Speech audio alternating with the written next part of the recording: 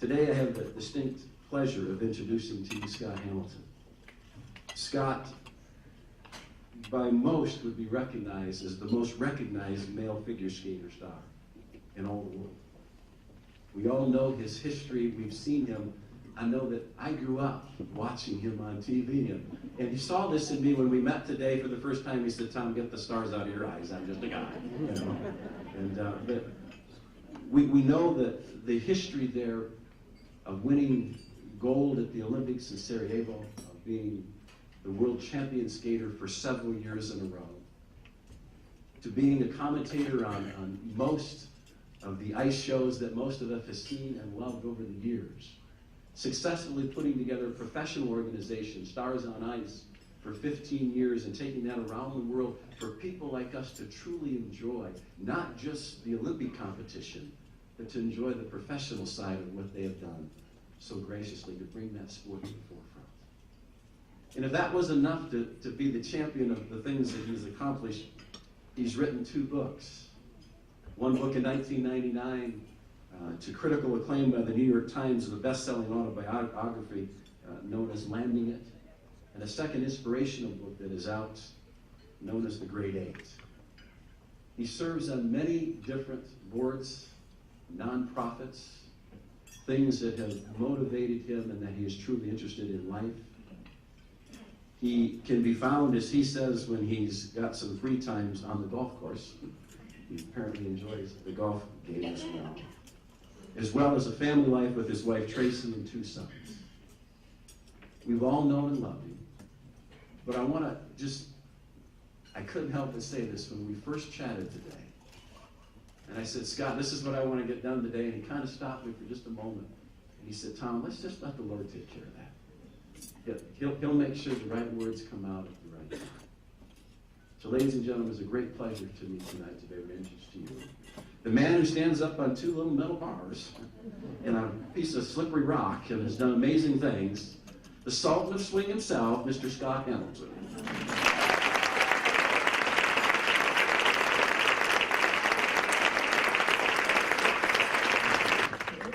I just love the view.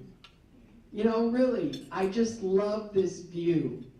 You know, for so many years, I'd skate, and as he said, you know, it's just crazy. You know, I'd be out there in tight pants with knives strapped to my feet, and I'd just get out there, and my favorite thing about it, honestly, was the view. I got to look out at people. Sometimes a lot of people, sometimes not so many people, but it was always the best view I've ever had. It's just the greatest. To be able to come up and just share a piece of my life, little bits here and there, and to see if it applies to you at all, and to know that, you know, I'm just really lucky to be here. I always joke with my medical history that I like being in a place where there's doctors. And there's a doctor at the table, and I go, "Oh, I feel so much better knowing that you're here." And he goes, "I'm a gynecologist."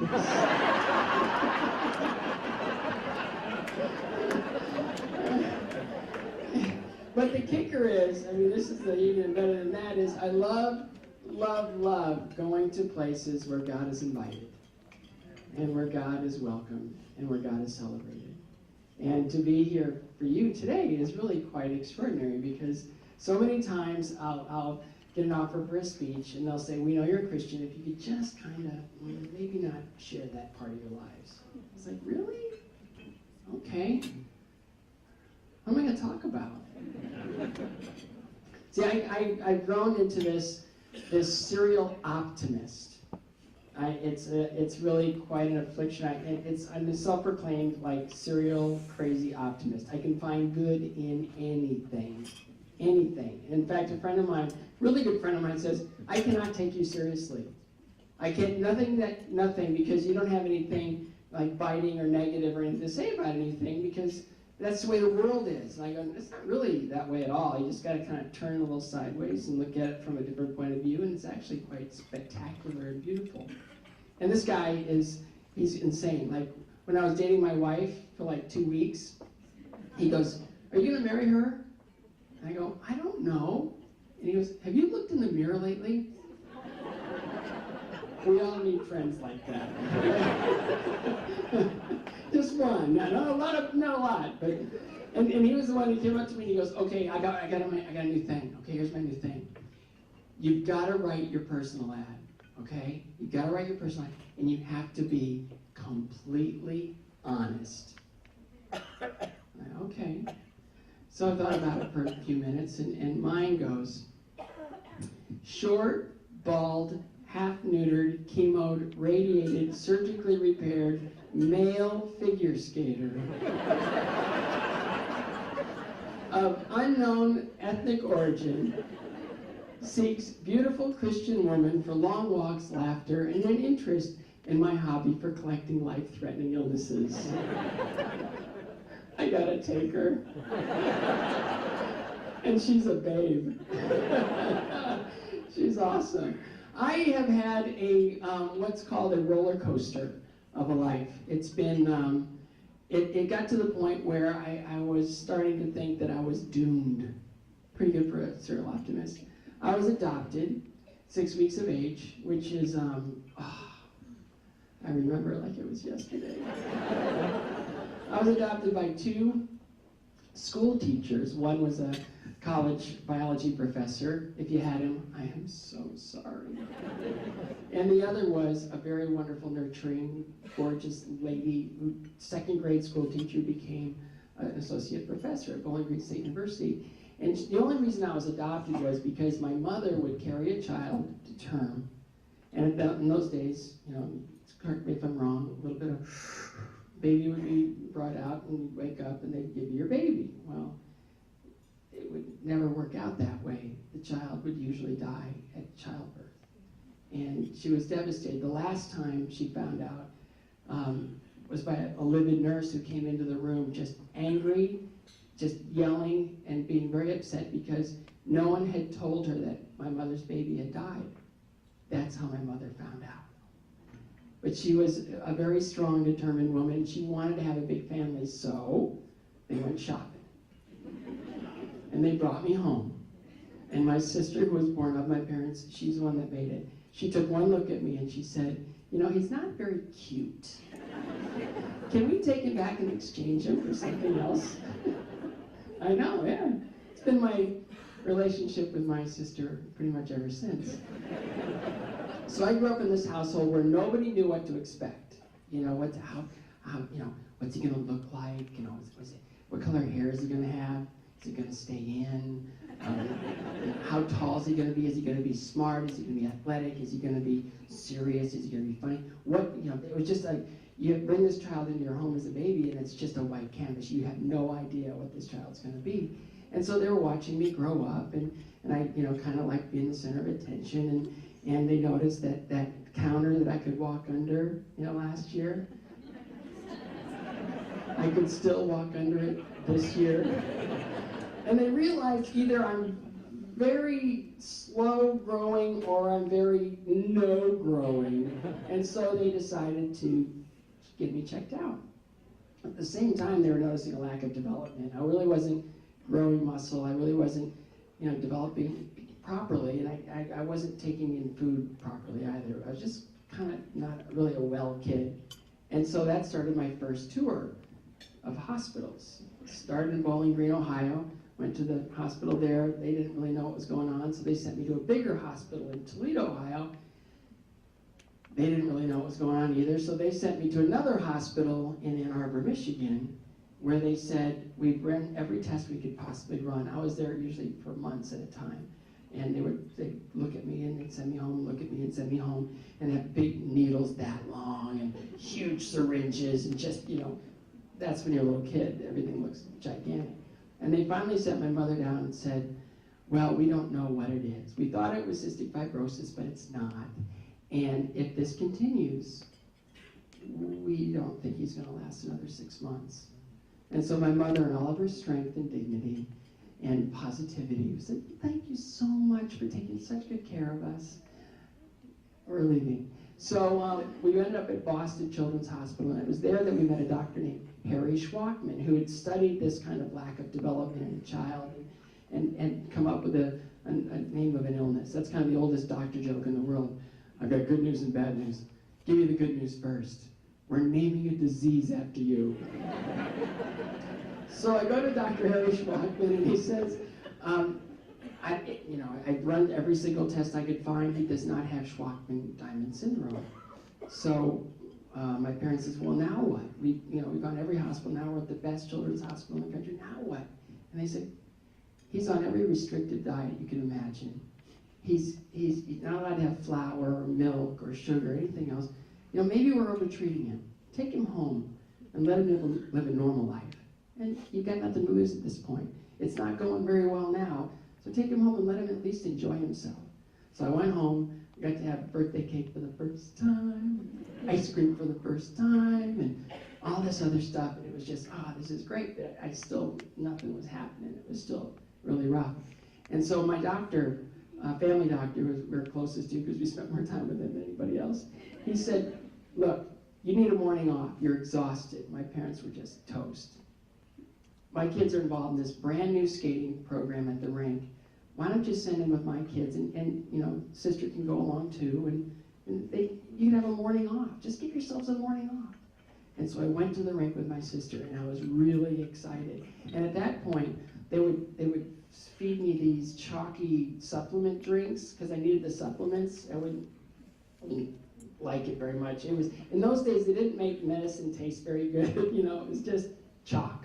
And so I would drink this glass about this big full of this chalk, and then I'd say, Mom, Dad, I don't think I'm going to gag. I'm going to drink it in the bathroom just in case.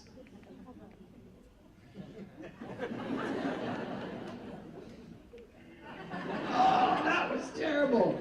Finally, they realized that, maybe things they cold busted. Hi.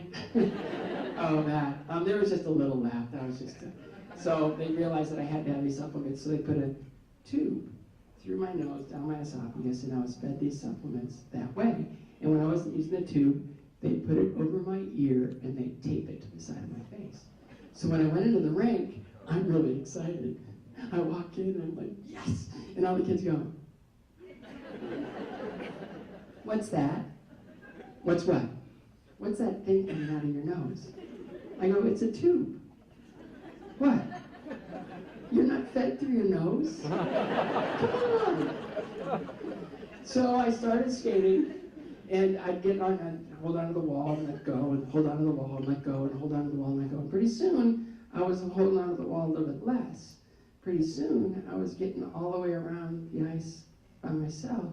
Pretty soon, I was skating with all the well kids. Pretty soon, I was skating better than all the best athletes in my grade. And for the very first time, I had self-esteem. It's a powerful, powerful thing.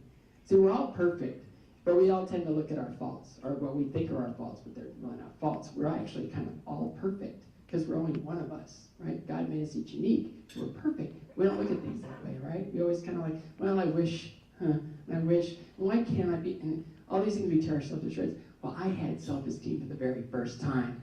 And I was skating circles around all these guys, and it was the best thing ever. I just loved to go to the rink, and pretty soon, my distended belly started getting smaller. My legs started getting bigger, and I started to grow. It was miraculous. It was just the best thing ever. And my parents said, we're going to keep him in skating? Yeah, we're going to keep him in skating. It's the only thing that's ever worked in the last 4 years. So I'd go to the rink every day, and I'd go to school, and at school it started. Bad enough being a male figure skater in a small town.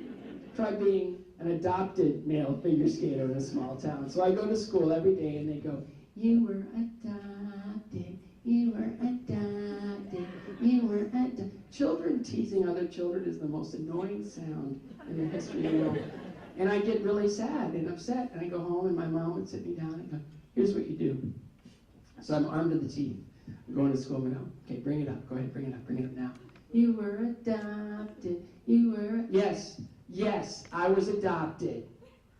My parents chose me, your parents got stuck with whatever came out.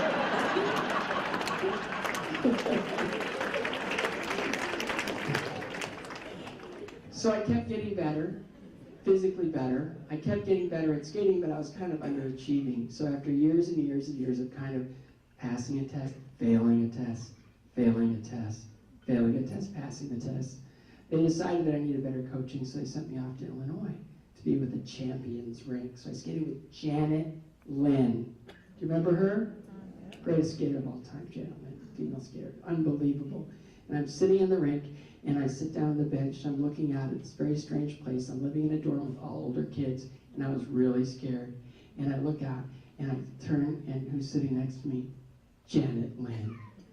And if I knew what the word continence meant, I probably would have worried about it, but instead I just sort of sat there and just started to sweat and just, I'm 13 years old, my voice has changed.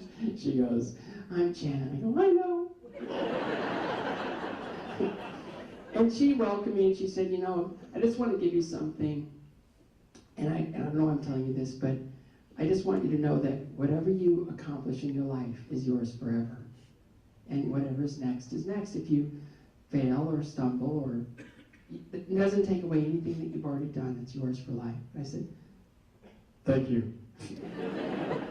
So I skated, and I finally made it to my first nationals, and I went out, and I was trained, and I was ready. I was at the national championships in Minneapolis, Minnesota, and whoever schedules that event, if I found them now, I will slap them.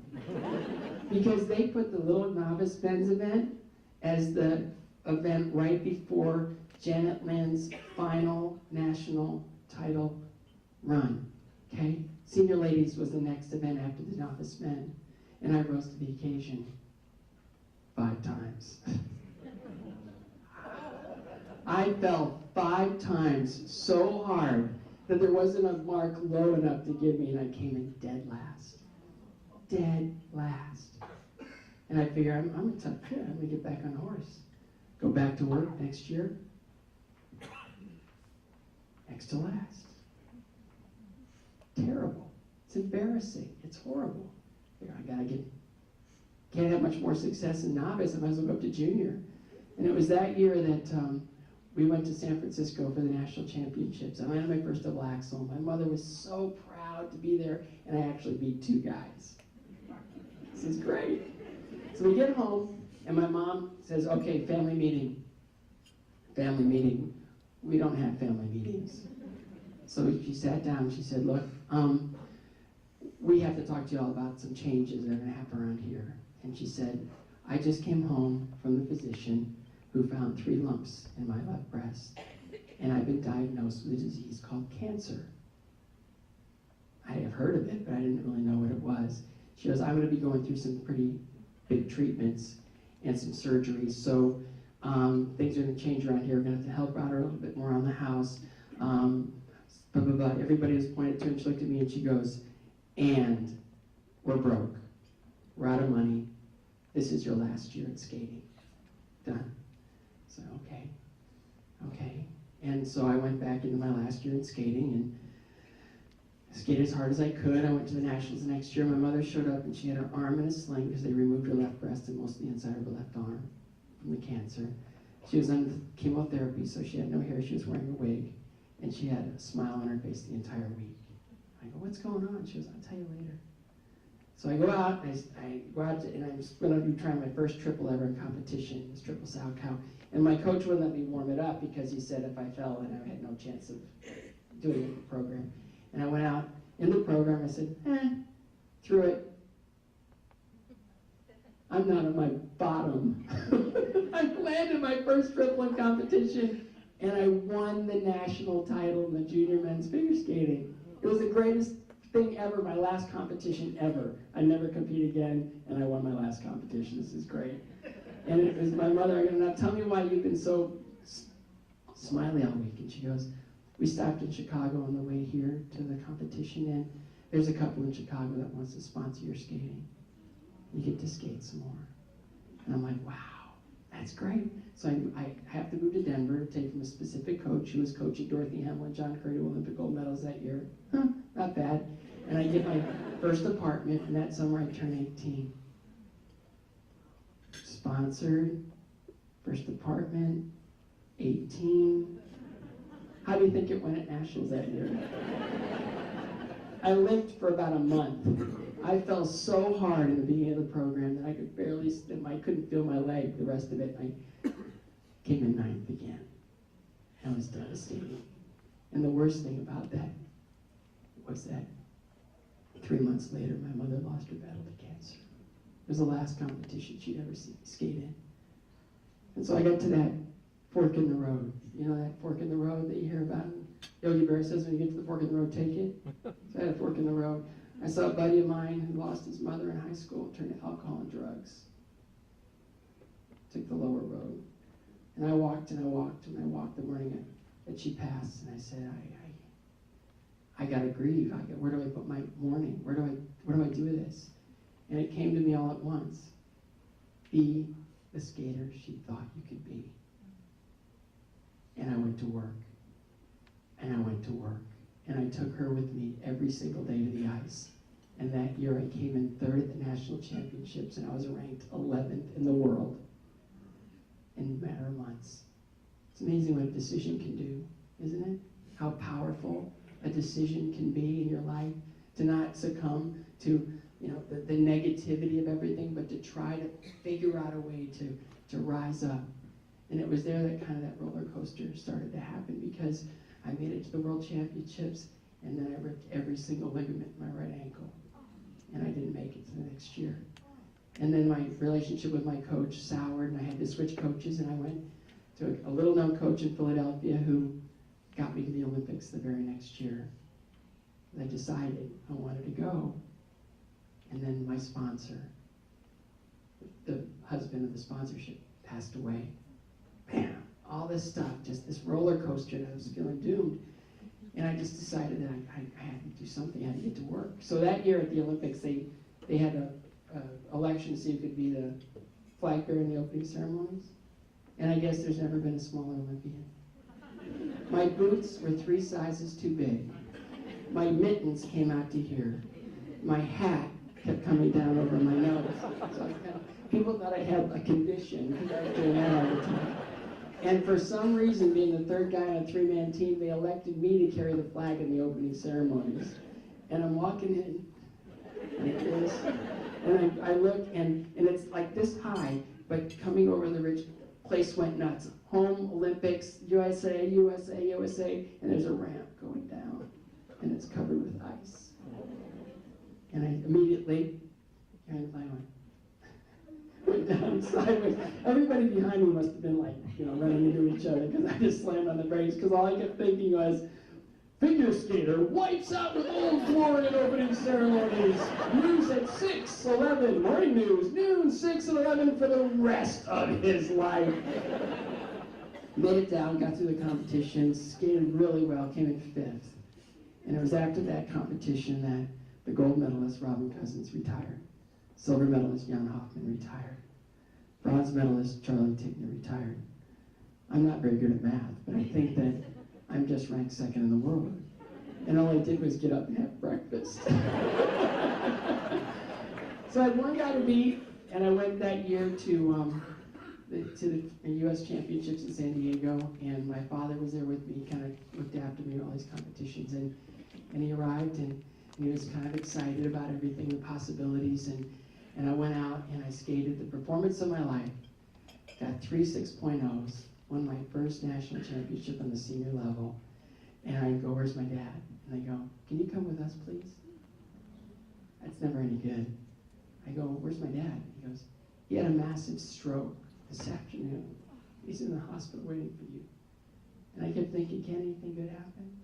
Please, can't anything good happen to me without something on the other end just ruining everything? So I went to visit my father in the hospital. After a long fish story, I finally told him what happened, and he starts pushing his medication button. Went to the Worlds alone, won that, became a world champion of the sport, and for the next 4 years I never lost a competition. And it all ended in Sarajevo, pretty much, where I'm standing up on the podium, hearing the national anthem with a gold medal around my neck, and I'm thinking, wow, I can't believe how many people I owe for this. How many people participated in this moment. It was just the most unbelievable thing in the world. And I'm thinking, wow, Everything I've ever been in my entire life ends now. And the podium isn't just a step down to the ice. You're looking over the edge of a cliff because the world begins all over again. So I turned professional and I joined the Ice Capades. Is that a good thing, or is that like one of those not so good things? Met a lot of girls. And it was after 2 years of never missing a show and never missing a press call and just being a model employee that I got one of those things again where they put their arm around you and they start walking with you and they go, you know, we've gone through a sale, we have a new owner. I go, really? That's great. It was the end of my contract year, I had an option year left, and they go, well, I just want to congratulate you for doing such a great job for the last 2 years. And I'm waiting for it. And they go, the new owner doesn't want you. He only wants to present women. So we want to, good luck. Have a great time. I go, I got fired? Really, it was like, go. And I had to start all over. So again, it was another one of these things. And I had no place to go. And what's a male figure skater going to do? There's no precedent. And so we started a little show called Stars on Ice. Has anyone ever seen a Stars on Ice show? Yeah? This is the definition of passive aggression. Has anyone seen Ice Capades lately? Anyone? Anyone? Ice Capades? No one? Oh, that's right. They went out of business. I guess they didn't have enough membership tickets for them. Well, I was on the Stars on Ice tour, and I just worked and worked and worked and worked. I approached my professional career with the same intensity as my competitive career. And after 11 years, we're selling out every arena. We're doing 60 cities, 12 in Canada. And it was just the greatest feeling in the world to step on the ice and know that I built something really cool. But I couldn't stand up straight. I had a lot of pain. Every time I let it jump, it just really hurt bad. So after 50 cities of this, I decided to go to, men are really good about being in touch with their bodies and positions, right? You're a gynecologist. So I decided after 50 cities to go into the St. Francis Medical Center in Peoria, Illinois, and just tell them, give me a Tagamet, whatever you do for an ulcer or whatever I've got, just get me through the rest of the tour. And after about 6 hours of tests, the doctor came in and he said, we seem to have found a mass. Mass? The word mass has never been used in any description of me, ever in my life. He goes, it's either benign, malignant, or something else. And in that moment, I realized that I was just diagnosed with a disease that took my mother from me. And the fear was unbelievable. The fear that just doing the math of, I'm going to see everything that I saw my mother go through, I'm going to go through. And the fear just takes over. It just envelops you. And I'm thinking, and then all of a sudden you don't know. It's like within an instant, all that fear flips and you become strong, courageous. This is my battle and I'm going to fight it. You find something within your character that you never would have known existed without that diagnosis. And somehow you're stronger. And again, it was, I'm at the top of my game, and bam, life's different. So I go to the show that night, and I don't know what to do. I mean, I call my agent Bob, I go, what do I do? And he goes, what's wrong? And I go, I have cancer. And I felt like I just kicked him in the stomach because he went speechless. And then he goes, are you going to do the show tonight? And I go, yeah, I did the show last night. It hurts, but I can do it. He goes, okay, do the show, and then get your bus and come to Cleveland. I'll take care of everything. So I go to do the show, and I'm really very, very concerned because this is the last show I'll ever give in my entire life. This is it. So I put my skates on, and I go out to do the opening number, and I'm looking at everybody, and they go, you okay? And I go, yeah, fine, great. 2 double axles, triple toe, big backflip. Well, that's a good opening number, pretty good. First half, opera, comedy, solo, clean. Full standing ovation the first half never happens. And I'm thinking as I'm looking at this ovation, wow, I'm good at cancer. Who knew? This is great. So the next day I went to the hospital in Cleveland, and they put me through a battery of tests, and they said, Mr. Hamilton, we seem to have found the source of your problem. They always walk with their, right, with a clipboard in one hand and the other arm, kind of 15-degree angle on the head there. And he goes, you have a stage 3 germ cell tumor testicular origin, and what we recommend. I go, whoa, time out. What? And they go, we know what you have. And I go, what did you say it was? And they go, you have testicular cancer. And I go, no, I don't. No, I do not. That's not going to work for me. And they go, why? If you had to choose a cancer, like you never choose a cancer, this is a good one. I go, no, I just can't have what is it? The cancer? And they go, yeah, it's testicular cancer. I go, I can't have cancer. And they go, why? Because I'm a public person. I talk to women all the time. I'm going to have to talk about this. Okay, I'm going to do the Today Show. I'll talk to Matt about this, but not Katie, because these are my boys we're talking about, okay? I go, no, you need to take this seriously. I go, no, I do not. I go, I will never take this seriously. I can't. I won't, and you just have to roll with me. No one's allowed to no lower lips. None of that. No lower lips. I don't want to see one lower lip. One lower lip comes in my room, throw them out. And the nurses treat me like it's Scooby-Doo and SpongeBob Band-Aids. They would decorate my chemo bags every day. You know, it's party time. There were like Snoopy stickers and Mylar and banana popsicles, and it was a party in my room every single day. And it was hard, but it's still, I wanted to make the best of it. I learned from my mother. When she lost her left breast to cancer, we'd be sitting around the table at dinner, and all of a sudden a prosthetic would come out. It was like hot potatoes, and she would make us laugh. She would find the bright side of it, saying, chemotherapy, I finally found a way to lose weight. Chemotherapy, oh, I don't feel like smoking at all. This is the best way to quit smoking. And look, now I don't have any hair. Oh, it's so much easier. I can just put a wig on and go outside. That's how she handled cancer, and that was the way I was going to handle it. And I got through, got through it somehow. Had a big surgery coming up. Big surgery. I was scared to death. They go, what's wrong? I'm in the operating room. I'm all scrubbed and ready to go. And they go, what's wrong? I go, have you ever done one of these before? They go, we've done 7 this year. And I go, okay, let's get started. And so it was that spirit of just trying to find a way to get through these things and knowing these ups and downs. That was just an extraordinary experience, because I just had this opinion that I couldn't have anything good happen to me because I was doomed. Doomed. And I didn't want anything good to happen to me anymore. So I went away, wilderness, very powerful thing, stepping away and finding yourself. And I went to LA because it was the only place in the country I knew I could be absolutely by myself. If you've ever been to Los Angeles, you know exactly what I'm talking about. So I went to LA, got well, kind of got healthy again, went back out on tour, kind of like finding myself, trying to figure out who I was.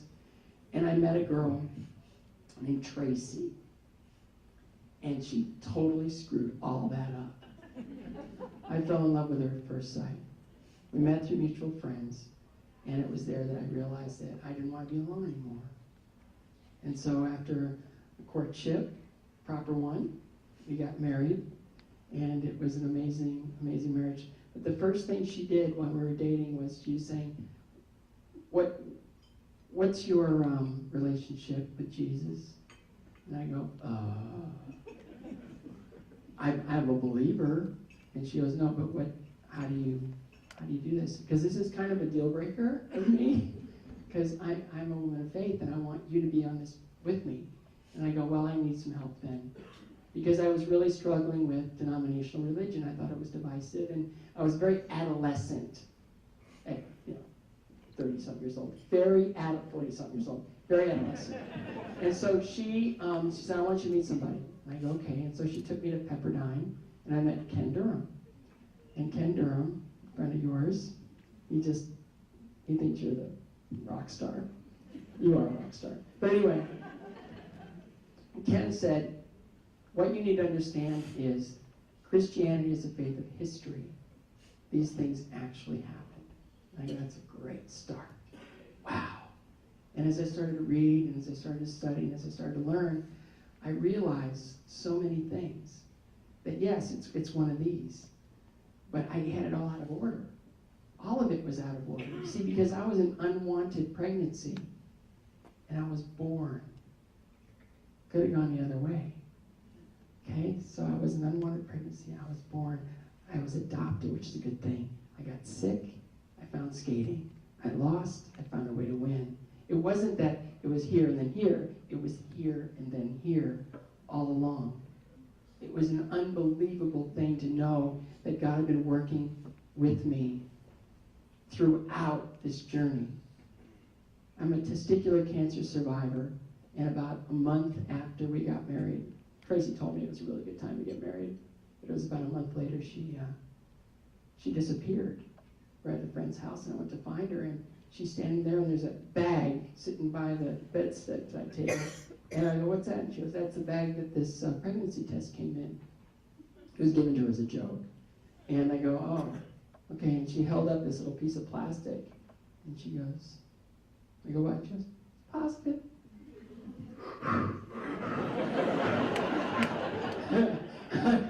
The world started doing this. And I'm like, ah! And so, wow, 9 months and 2 days after we got married, Aiden was born. And I'm holding this child, and I'm looking into my own eyes. Flesh of my flesh, for the first time my entire life. I'd never seen flesh of my flesh before, and it was miraculous.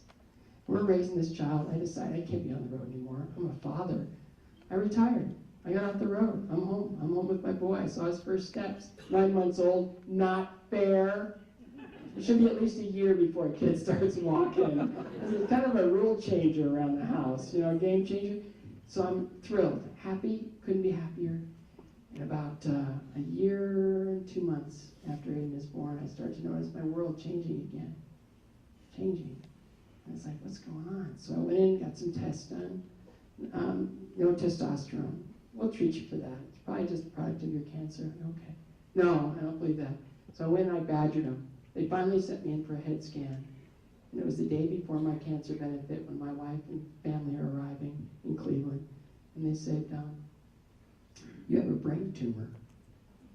I go, I can't have a brain tumor. I have cancer. I did my stuff already. I've already done all that. I can't have a brain tumor. They go, no, we don't know what it is, but it's a brain tumor. And I go, huh, wow, I'm lucky at cards too, aren't I? So I had to tell Tracy. I had to tell her. I didn't know how. And she arrives, and we go up to the room. She goes, what's going on? I go, I have a brain tumor. She did not hesitate 1 second. She grabbed both of my hands, and she started to pray. And it was the most powerful moment in my entire life. I knew in that instant that everything, I was giving everything to him. I was giving everything to him. Everything. And we were going to be just fine no matter what. And our faith just grew, and the way that we lived our lives just changed drastically. And it was about a week later, they finally had to go in through your head for a biopsy. There's a hole right there. And they said, we seem to have found a safe corridor. I go, huh? I'm not using most of it, so just knock yourself out. So they take it like a needle down through your brain, and they take a piece of it, and I woke up. They said all these bad things could happen, like I could lose speech, memory, I could, all this bad stuff. And I woke up, and I looked, it's 10:20. I knew where I was, I knew who I was, I knew why I was there, and I went, test. Okay, I can speak. Tracy comes around the corner, and she's smiling, she's just glowing. They go, they know what it is. And I go, what is it? And my brain surgeon came out, he goes, it's a craniopharyngioma. I go, what's a lunatic pharyngioma? And they go, no, this is really cool. You were born with it. I go, what? They go, yeah, craniopharyngiomas are usually found in young children due to a lack of growth and development. Ah, see, if you live long enough, all questions will be answered. So we went through, we radiated it, and life was great. We went back, and we're doing everything we can to have another child, but with a pituitary brain tumor that's been radiated, all the damage, and testicular cancer and all the damage. I self-injected 6 times a week for 2 years. So I just wanted another child. And at the end of 2 years, I just said, I quit. I can't do this anymore. And Tracy goes, we tried. It's fine. We don't have to do this anymore. And so about a month and a half later, I'm in my checkup, see if the brain tumor's coming back. And the doctor said, okay, everything's fine. I go, okay. Then why am I reading the Dave Ramsey book that I need to get an emergency fund? I don't believe in coincidences. There's something going on here. And he goes, no, you're great. So I leave and I turn my phone on. And there's a text message from Tracy. And my eyes aren't so good, so I'm like this. And I go, what is that? And in the line underneath it said, I hope you have a bag handy. It was a picture of a positive pregnancy test. So Miracle Max came out red-headed. Red-headed. High road, low road. Which one am I going to take? Am I going to start looking for a guy in the neighborhood with red hair? Or am I going to go, I'm Irish!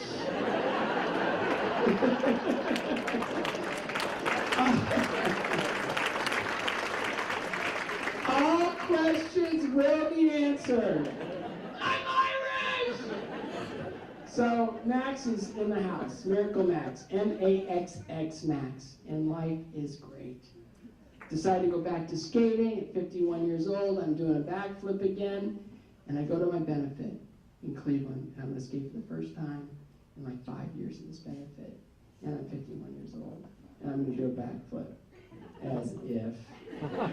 So I go around and I do the first jump of the program, and this in that ridiculous costume that's on that thing with the red, that's it.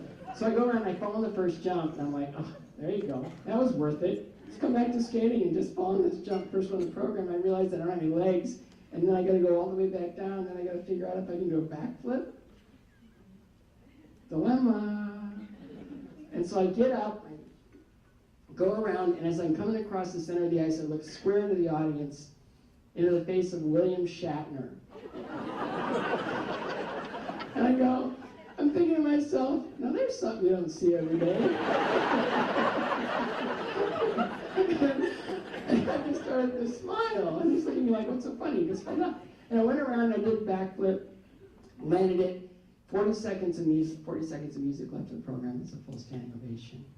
And afterwards, they did an interview, and they said, are you happy you came back to skating? And I go, yeah, I am. And they go, well, what about, that fall? You feel bad that you fell? And I go, let me think about that for a minute. No. You want everything to be perfect all the time, right? But I realized that I've spent most of my life falling down. It's about getting back up. You fall down, you get up. I fell down, health-wise, got up. And that's the takeaway of all this, is I trained like there's no tomorrow to get my body in shape to do this, and I fell. And I got back up. What do you do when you fall? What do you do when you fall really hard? That's it. It's simple, isn't it? It's a really easy decision. You just get back up. And so later that year, I tore everything in my right shoulder, skating. Had to have surgery done. I'm in rehab, and I realized that my vision had changed again. Go back in. I'm back. Brain tumor grew back, and this time it was surgery. So I go in, and they nicked an artery. And the surgery didn't go as planned. There was a complication that can happen. It wasn't bad surgery, it was just something that can happen. And I woke up and my leg's in a sling, and I'm in the hallway. I'm not even in the neuro ICU, and I'm shuddering. And they're panicking because they can't get me up to the room, and I'm coming off all the medication. I just had brain surgery, and I'm coming off all this. And all I kept thinking was, this too shall pass. This too shall pass. Calm down. This too shall pass. And as I was getting through all that, I met a nurse. She came into my room at 3 a.m. I don't really know if she actually existed. It could have been an angel. Because she came in my room, and I was kind of in a down period. And she goes, you all right? I go, yeah, I'm just thinking. And she goes, what are you thinking about? Well, I'm just praying, actually. And she goes, oh, you pray? I go, I do. And she goes, what are you praying about? I go, I'm just thanking God for all of my blessings, all of them. And she goes, oh. She goes, who do you think God is to you? And I go, oh, he's my father. And he goes, oh, you're a father, right? I go, yeah. If one of your children were suffering or hurting or scared or threatened, wouldn't you want them to come to you, ask you for help? I said, yeah. So now I change the way I pray. I pray about anything and everything, and I ask for strength where I have weakness. I ask for forgiveness where I feel I might have done something wrong. And I'm just uninhibited in my prayer. Very powerful thing. People ask, is that brain tumor, everything that's happened since? Turned into 10 surgeries, but do you feel bad that you had that? Do you feel like you've been doomed? And I go, no. And this is something that we all share. We've all had those times in our life when we've been knocked down, hurt, devastated. Without that brain tumor, nothing would have happened. Would I have started skating? Would I have been able to get through everything I got through? Would all those blessings, any of them have been possible? Would I be standing here today talking to you if I hadn't been born with a brain tumor? It was simply the greatest thing that ever could have happened to me. And I guess that's what I want you guys to take away from this, is we're all going to get knocked down. We're all going to fall down. We're all going to fail. We're all going to have all the negative stuff that happens in our lives. But it's a decision. We just get up. And we know that it's a part of our story. Because ultimately, definition of the gospel, the way I know it is, you're loved. Deal with it. I just want to thank you for just allowing me to tell this story and to share with you kind of what I've been through, because I know all of you have been through your own things. And I just am so happy to be able to stand up and to love Jesus and to just to worship God and just to tell all of you that this is a good thing. This is a great thing. For our young people to be given a foundation of education through Jesus is an amazing thing. Amen. And I just want to thank you from the bottom of my heart for supporting it as you do, and for having this dinner to make all things possible. Thanks, Rubo, for inviting me. Thank you, guys. Appreciate it so much. God bless you all.